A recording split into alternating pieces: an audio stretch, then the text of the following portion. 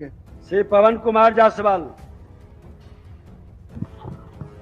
अध्यक्ष महोदय, बिहार में आंगनबाड़ी सेविका को 5,950 रुपया एवं सहायिका को 2,975 रुपया मानदेय दिया जाता है, जबकि दिल्ली सरकार द्वारा सेविका को 12,720 रुपया एवं सहायिका को 5,610 रुपया दिया जाता है। मैं राज्य सरकार से दिल्ली की तर्ज पर बिहार में सेविका को 12,720 रुपया एवं सहायिका को 5,610 रुपया मानदेय देने की मांग करता हूं। आपको याद दिला दें कि पिछले साल के बजट के दौरान भी जब चर्चा की गई थी, उस दौरान भी आंगनवाड़ी बहनों के मानदेय को बढ़ाने की बात, आंगनवाड़ी बहनों के मानदेय का मुद्दा काफी जोर शोर से उठाया गया था। सभापति महोदय, यह कैसा महिलाओं का विकास है? हमारे राज्य में आशा की महिलाएं मुफ्त में काम करने के लिए मजबूर है।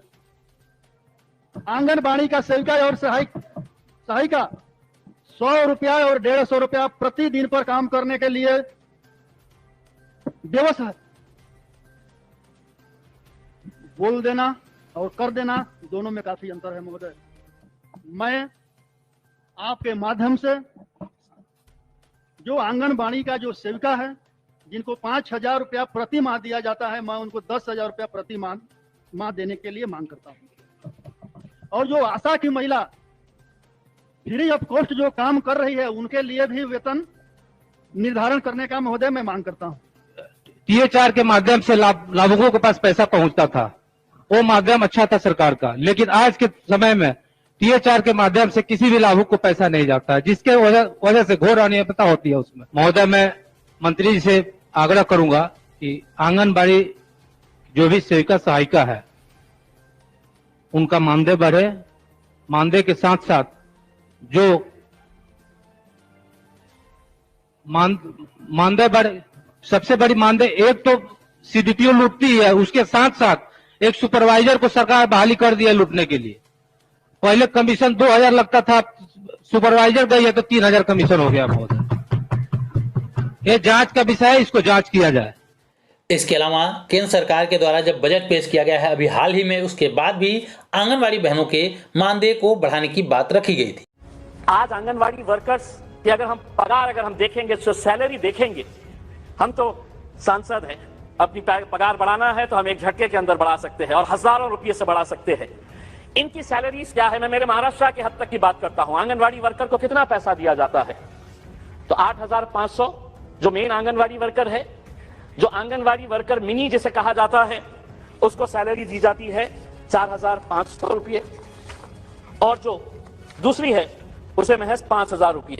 तो आंगनवाड़ी वर्कर्स की अगर हम सैलरी देखेंगे तो वो 4,500 रुपये से 8,000 रुपये।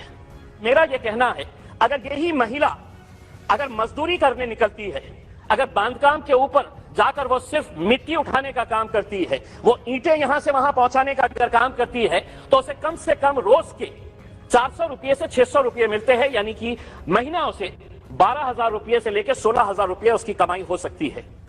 लेकिन आज अगर इतनी सारी महिलाएं इस जज्बे के साथ आ रही है कि मैं एक सेवा का काम करने के लिए जा रही हूं, मैं बच्चों को जिंदा रखने का काम करने के लिए जा रही हूं, और हम उसे महज 4,000, 5,000, 6,000 रुपये दे रहे हैं, तो कहीं ना कहीं हम सिर्फ उस सेविका के साथ नहीं, हम ये बता रहे हैं कि जितने बच्चे अपनी अगर उनकी किस्मत है वो जी लिए तो जी लिए, जो मर गए तो मर गए।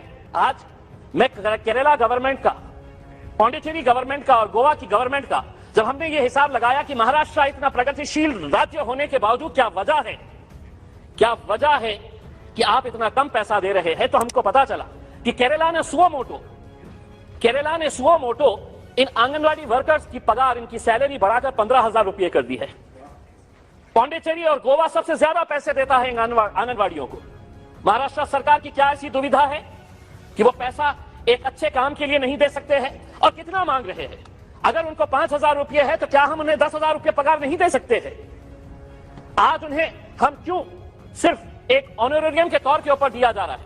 क्यों नहीं जिस तरह मेहता साहब ने बताया है कि उनको हम एक परमानेंट एम्प्लॉय के तौर के ऊपर देखते हैं, ताकि उन्हें कम से कम मिनिमम वेजेस एक्ट के हिसाब से उनको सैलरी दी जा सकती है।